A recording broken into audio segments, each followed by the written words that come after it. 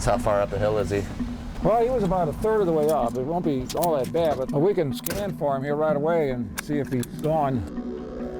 Hope he hasn't gone too far up the hill. We'll take the bucket and... All right, we'll go right through here. Running pretty loud? Yep.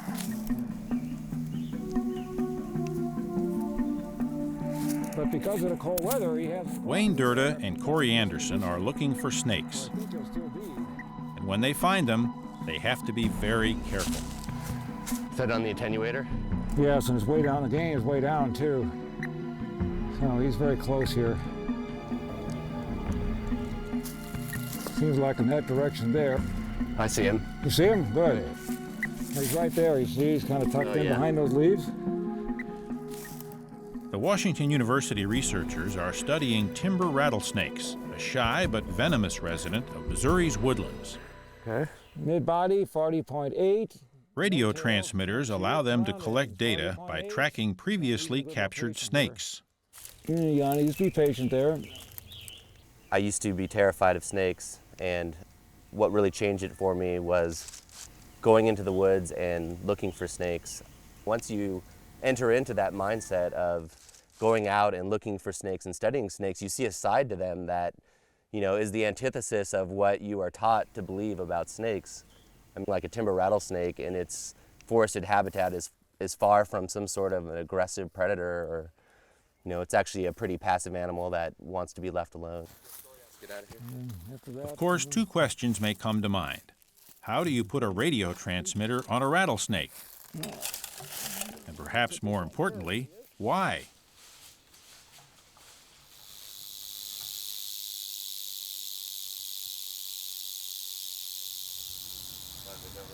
The answers to both questions can be found at the St. Louis Zoo. I mean, it's kind of a neat thing when you're looking at what you got here, because you have West Tyson and, you know, Lone Elk and Castlewood and all that going on, that there's good buffer zone around here, and that's really what needs to happen here.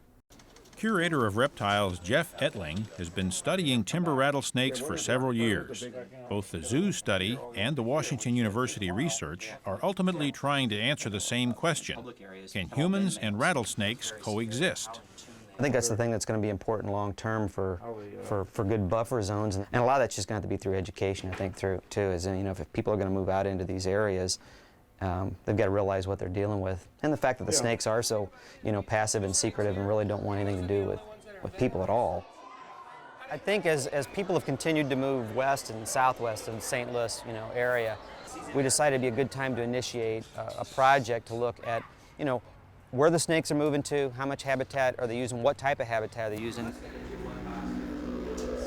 To track the snakes, the veterinary staff at the zoo surgically implant radio transmitters into the captured animals. Transmitter goes intra-abdominally, which on a snake means there's ribs the whole length of the snake, so no matter where we go, we have to go between ribs. Transmitter looks large, but if you consider what the animals eat, it's significantly smaller than a meal, so it doesn't cause any problem. Ideally, what you try to do with the transmitter is to use one that's ideally about 5% of the body mass of the snake. The ones we put in here today is a 150-week transmitter. So basically, we're going to get about 3 years of use out of that. This is a good sign. The snake's starting to tongue flick. We've double-checked that our transmitter is actually sending out a signal. So within the next day or so, this animal will be back out in the wild. Another success. I feel like I've done this walk before. Yes, well, this is our 5th year for Ozzy. Back in the field, the Washington University team tracks another rattlesnake.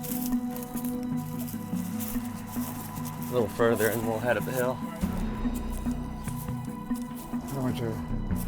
We've been tracking here for, well, this is our 6th year, and we have over 6,000 of observations, you know, in the active season, and I still love walking up on the snake that I'm tracking, just seeing it there, and I think I'll always love that, no matter how many times, you know, we do that. The myths regarding venomous snakes far outweigh the reality. Missouri has not had a fatal snake bite incident in several decades. While encounters with copperheads are relatively common, the shy, reclusive timber rattlesnake is rarely seen. The fear of rattlesnakes, while understandable, is largely unfounded. Chances are you're never going to see one of these animals. And there's been people that have lived in the vicinity of, the study site that have never ever seen one. But if they do, they ought to, appreciate the fact of, this is like one of the real signs of wilderness to me.